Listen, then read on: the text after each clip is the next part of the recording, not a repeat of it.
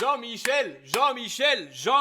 On y est. Enfin, pour la toute première fois en France et dans l'écosystème lyonnais, il serait probable d'intenter des choses contre John Textor en justice. Il va pleuvoir de la merde, je vous le dis. Eh ben oui, parce que encore une fois, avec l'énorme tournée médiatique de John Textor sur plein de médias, plein de plateaux, etc., où il nous explique, pour la faire brève, être tombé dans un complot probablement mené par Jean-Michel Aulas, eh ben ça a pas plu au principal intéressé. Du coup, je vous lis le paragraphe qui nous intéresse dans cet article. Le clan Aulas envisage des poursuites judiciaires contre John Textor. Ouvrez les guillemets. Les déclarations récentes de John Textor relèvent d'une tentative de diversion et d'une présentation dénaturée des faits. Contrairement à ce qui est affirmé, l'ensemble de la situation économique et financière de l'Olympique Lyonnais, société cotée en bourse avec des comptes certifiés, était parfaitement connu au moment de la cession. John Textor, assisté par ses banquiers d'affaires, disposait de tous les éléments d'appréciation nécessaires et a fait ses propres choix de gestion dont il assume aujourd'hui l'entière responsabilité. Et là c'est important, on parle de la société Holness, qui est la société de Jean-Michel Aulas, qui déclare ceci: la justice a donné systématiquement raison à Holness dans toutes les procédures engagées. Holness prend acte des nouvelles déclarations de John Textor et en tirera, le cas échéant, toutes les conséquences de droit. John Textor, après tout ce qui s'est passé, et on parle de montants et de sommes